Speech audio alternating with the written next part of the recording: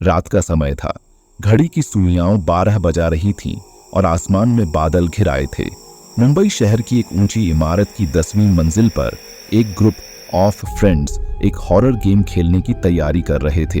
ये दोस्त थे रजत, निखिल, स्वाति, प्रिया और अर्जुन। ये सभी कॉलेज के दोस्त थे और हॉरर गेम्स का शौक रखते थे।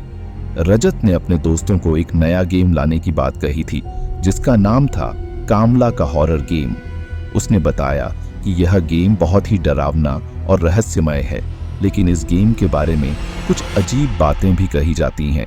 कहा जाता है कि यह गेम खेलते समय असली भूतिया घटनाएं घटित होती हैं। सबने मिलकर फैसला किया कि आज रात इस गेम को खेला जाए। रजत ने लैपटॉप ऑन किया और गेम शुरू किया। स्क्रीन पर एक अंधेरी हवेली का दृश्य आया जिसमें कामला नाम की लड़की के बारे में बताया गया था।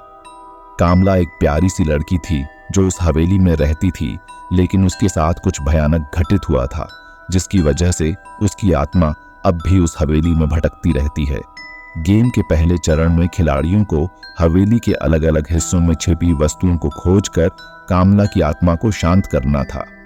जैसे ही वे गेम में आगे बढ़े, अजीब घटनाएं घटने लगीं। कमरे की लाइटें अचानक से बुझ गईं और एक ठंडी हवा का झोंका कमरे में आ गया। अर्जुन ने चिढ़ते हुए कहा, यह सब गेम का हिस्सा है, हमें डरने की जरूरत नहीं है। लेकिन निखिल ने महसूस किया कि कुछ तो गलत है। उसने कमरे के चारों ओर नजर दौड़ाई, लेकिन कुछ भी असामान्य नहीं दिखा। स्वाति ने एक वस्तु खोजी और उसे स्क्रीन पर दिखाया। जैसे ही उसने वस्तु को उठाया, स्क्रीन पर कामला की भूतिया तस्वीर आ गई। उसकी लाल आंखें और विकृत चेहरा देखकर सबकी सांसें थम गईं। प्रिया ने घबराते हुए कहा, यह तो बहुत डरावना है, हमें यह गेम बंद कर देना चाहिए। रजत ने हिम्मत बटोरते हुए कहा, नहीं, हमें इसे खत्म करना होगा। अगर हम बीच में ही रुक गए तो शायद और भी बुरा हो सकता है। वे सभी मिलकर आगे बढ़े। जैसे जैसे वे गेम में आगे बढ़ते गए, हवेली के अंदर की घटनाएं और भी डरावनी होती गईं। एक बार उन्होंने देखा कि कमरे के कोने में एक काले साए जैसा कुछ खड़ा है। अर्जुन ने हिम्मत करके उस दिशा में देखा, लेकिन वहां कुछ नहीं था। अब तक सबके मन में डर बैठ चुका था, लेकिन वे गेम खत्म करने के लिए दृढ़ थे।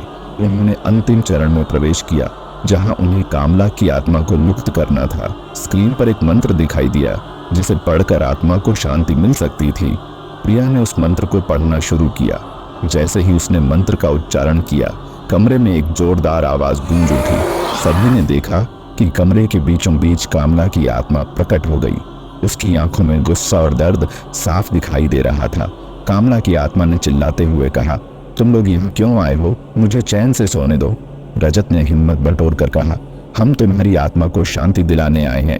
हम इस गेम को खत्म करके तुम्हें मुक्ति दिलाना चाहते हैं। कामला की आत्मा ने एक खौफनाक हंसी हंसते हुए कहा, तुम्हें लगता है कि तुम मुझे शांति दिला सकते हो? यह सब खेल नहीं है, यह मेरी वास्तविकता है। स्वाति ने डरते हुए कहा, हमें यह गेम बंद कर देना चाहिए। लेकिन अर्जुन ने रजत का साथ देते हुए कहा, नहीं, हमें इसे खत्म करना होगा। उन्होंने मिलकर मंत्र का उच्चारण किया और कामला की आत्मा को शांत करने की कोशिश की।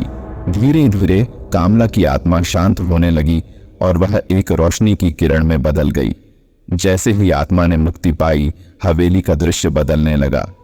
हवेली अब उजली और सुंदर हो गई थी। कामला की आत्मा ने कहा, तुम्हारे साहस और सत्यनिष्ठा के लिए धन्यवाद। अब मैं चैन की नींद सो सकती हूँ। इस घटना के बाद सभी दोस्तों ने महसूस किया कि यह गेम केवल एक मनोरंजन नहीं था, बल्कि एक वास्तविकता थी। उन्होंने कभी भी इस तरह के हॉरर गेम खेलने का साहस नहीं किया।